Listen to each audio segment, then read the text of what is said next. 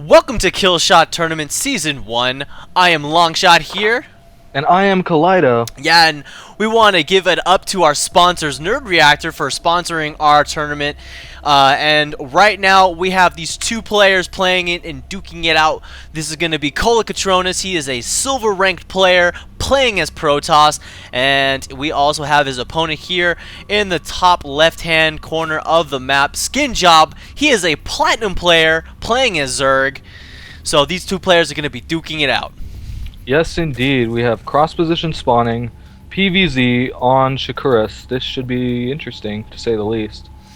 Yeah, and right now we have, I mean, it's completely almost one-sided here. I mean, you can tell, I mean, you've got this platinum player against this silver player. I mean, you almost feel like this is just really, I mean, it's almost unfair, honestly. I mean, it's Right, there's a little bit of a mismatch because of the way that we do our seeding and the way we've organized this tournament.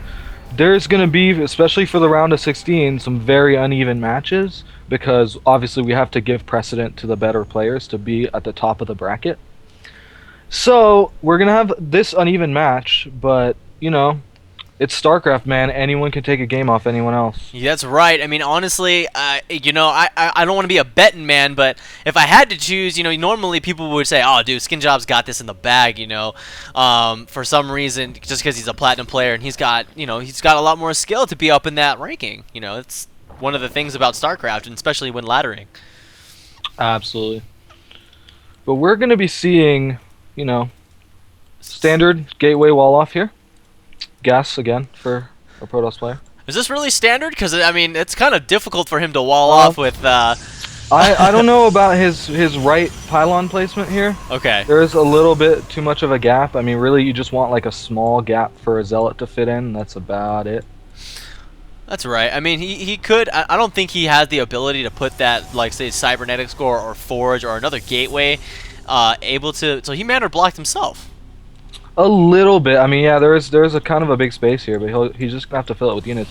This map actually is better if you wall off the bottom ramp, though. I mean, it not only does it allow you to take a super quick expansion, but it allows you to deny a lot more scouting. Right. And right now, he's going to be putting down his Cybernetics Core, and that one drone is going to be harassing it, but the Zealot pops out, and it's going to be pushing that drone away from any type of other scouting that's going to be coming into his base. Skinjob just started speed for his Zerglings, and he is currently making a queen. That's right. So he's going to be trying to get that production fairly soon. Ooh, but we see a Roach Warren going down immediately. Yes, we do. Wow. I'm not sure about this. I mean, I would say probably take your Expo before you go Roaches. Yeah, I mean, right now, I mean, he's in a safe position, as we can see that Kolokotronis, he did see that Cybernetics Core go down when he was scouting in. So that to me would mean that he's like teching up to a higher tier units instead of doing like a double gate rush. So I agree with you on that, to go in to actually put down that Expo. Right, and especially because, I mean, with cross positions, you should be just taking this Expo anyway, because even a 2-gate, you can pretty much hold off pretty easily with a bunch of Zerglings really fast. Right, and he is going to be putting down that expansion, like you mentioned Ooh, before. But we see Twilight Council first here. Hasn't built any other gateways, finally getting his first Stalker, but he built the Twilight before the Stalker. Yeah, and actually, I'm sorry, but Skinjob is going to be getting 5 Roaches out really fast. This is really early. I think we're going to try to see some kind of Roach bust here. Pretty much. And he's finally putting down his extra gateway, but those 2 Zerglings are going to be going up and getting a full scout into the map. He sees the Twilight Council. This is really bad for Kolokotronis. I'm not sure what he wanted to do with this tech. Is he going to go blink? Is he going to go charge? Or is he going to get DTs? We're going to have to see, but this is pretty bad because now Skinjob should be preparing for the eventuality of DTs immediately. Especially with scouted the building. Especially with the double gas. I mean, the double gas is like a huge, like, I don't know. To me, it's a huge tell. It is. Yeah, it's a huge tell. It's like someone twitching at the poker table. Oh, You yeah. fucking know. You know you go all in. Like. The guy's got like that nervous twitch on his ear or something. Like I don't want to go all in, but I'm gonna. And there is the Dark Shrine. Wow, we're gonna be seeing a DT rush. Oh my gosh. Does Zerg have detection? Oh, he is making his lair right now, so... Yeah, he does have his lair going to be making fairly soon, but he does have the evolutionary chamber to make spore crawlers. Absolutely, he has not done that yet, though, so we're going to have to see. I mean, does Kolokotronis plan on sneaking by these roaches that are in his front and planning a proxy pylon? Not sure what he can do here. I mean, he's pretty contained by these 5 roaches. And those 5 roaches are going to be poking up at the front, but he wisely throws down that force fields, 2 force fields at the bottom of the ramp, but he's going to be using this Overlord to get the vision up there. Ooh, this is nice harassment. Oh, wow, yeah, that gateway is going to be getting shot off at by those roaches, but Kolokotronis is going to be doing like a wall off. Kind of wasting the force field there. I don't know if I agree with putting the force field on the low ground there. But that, yeah, he did delay the roaches from doing a little more damage, so that's not terrible. So yeah, I would say the roaches should have definitely been attacking that pylon though. Yeah. I'm not sure it was in range, but it's a little bit further behind that gateway, but the Dark Shrine is up. But we don't see. There's 3 pylons going down. He was supply blocked this whole time, floating 1k minerals. This is not optimal. No. And taking a Nexus in front of a bunch of Zerglings. not optimal play that we're seeing right now. I mean, if you're going to be rushing for a particular unit, especially DTs, you have to make sure that you build a pylon before the Dark Shrine finishes. You just have to. He did not cancel that Nexus. He just didn't. Did it die? It died. It went down. No, oh, he just lost 400 he's minerals. So far behind now. Oh man, but he's warping in those really 3 DTs. Those 3 DTs need to do some serious damage right now because he's lost so many minerals right now, especially with that. But he's decided to go and attack, taking out a Zergling and some roaches. These roaches are in a bad position right now. Oh, a roach goes down. The Dark Templars are rushing in to take out these roaches. But I guess Skinjob was trying to make an Overseer at the front, but it's not going to work. Yeah, this is kind of the worst place to make an Overseer, probably. Yeah, probably. But those DTs are just rushing in and still no detection at all, taking down another roach. Oh my gosh, the roach is about to go down. 75% done. It's going to get finished before the DTs get in the mineral line. DTs are just finished. Oh, those DTs are going to go down. Oh, wow. But you know what? DTs do a lot of damage against roaches. I did not know that. Yeah, they they cleaned up a lot of those that were running away. I mean, he had about like 8 roaches. Oh, and he took out that. Was that an Overseer that went down? It was. It was the Overseer that died from that Stalker. The Stalker must have chased that Overseer and killed it right in the middle of the map. He is leaving the Stalker. Oh, there he goes. Yeah. He's like, nope, time to go back. But wisely making another Overseer to make sure there's no other type of DT harass. But Kolokotronis is going to be throwing up his Nexus and wisely putting down those 2 pylons and reinforcing that with his Stalkers. Right, he's getting more gateways here, and he is starting +1.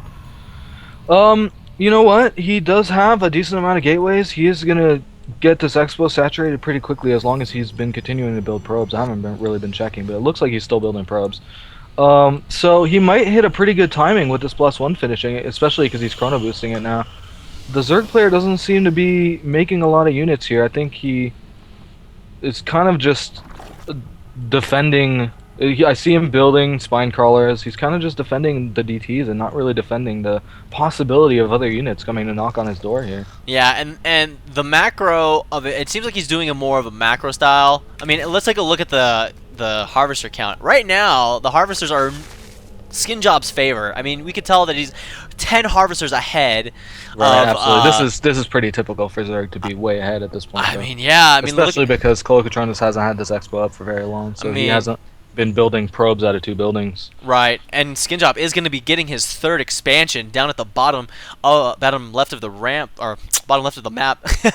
And see, this in idea is interesting, but I don't agree with it, because if you have DTs on the map, which, I mean, in theory, they should be all over the map at this point, taking map control, you don't want your bases to be spread out, because you can't get there in time for DTs to start harassing. So this seems like a very dangerous proposition. I think he's banking on the fact that Kolokotronis is just not going to scout this. But you can tell, I mean, you could see this huge Protoss army going to be pushing the front. Skinjob is actually supply blocked. This is a great timing too. +1 is just finishing up now, right as he hits the front. Yeah. Bunch of mutas, suicide in the stalkers. Oh wow, that's a lot of mutas lost right now. He has one that's 22 life, but all of those Zealots are going to be pushing the front. The DT is actually going to be, trying to go behind, but not enough. The force fields are trying to trap those units. He's throwing up the Guardian Shield. He's going to be poking and prodding, and finally going to be taking out that Queen. The Mutas do not have enough reinforcements to take out this huge Stalker force. Yeah, this is way too many Stalkers. He cannot handle it right now. I mean, yeah. I think, wow, he pulled all the drones too. This game might be over. Yeah, I mean, right now, Kolotronis is in a huge lead right now. And all the roaches pop out on move command into the Stalkers and just die. Oh, man. Oh, no, didn't even attack once. No, they had any force fields. He did force field the ramp earlier to stop reinforcements, but I mean those roaches are still on move command. Oh, finally he's poking off shots, takes out a sentry. Those reinforcing roaches are not able to go in and help out. Those two roaches are behind. Force field placements on this. I love this hero sentry, like with the Guardian Shield in the back. Just like I got this Guardian Shield all by myself. I'm not gonna share it with anyone. I'm defending myself. Here, yeah. The important person. You gotta give me minerals to come into my Guardian Shield, man. No one's allowed, man. That's right. This is mine. You can't take it away from me. But that hatchery does go down with a couple more roaches trying to be pushed out, but I don't think it's going to happen right now. I mean, he is going to be reinforcing with a couple more Stalkers. Here. Yeah. And crawling its slow ass all the way down. Oh, man. And GG. Wow, huge upset Oh, here. my gosh. Oh, my God. That's why I am not a betting man. Even though I said... Absolutely. I would have definitely put this down to, you know, guaranteed 2-0. Platinum player against a silver player, not a chance. Wow, what an upset. Like, you know what, Longshot? DTs are pretty freaking good, man. Yeah, they are. If you don't have detection, you know, it's like one of those moments when you're in a map, and you're in a match, and you're like, I'm doing well, but what could kill me? Yeah, usually it's DTs. Yeah, oh man, DTs are really strong. Really put that pressure right back onto Skinjob. Absolutely. He went from containing to freaking out in a matter of seconds. Right, so I think we're going to go to Game 2. Absolutely, let's do it. All right, we'll see you guys at Game 2.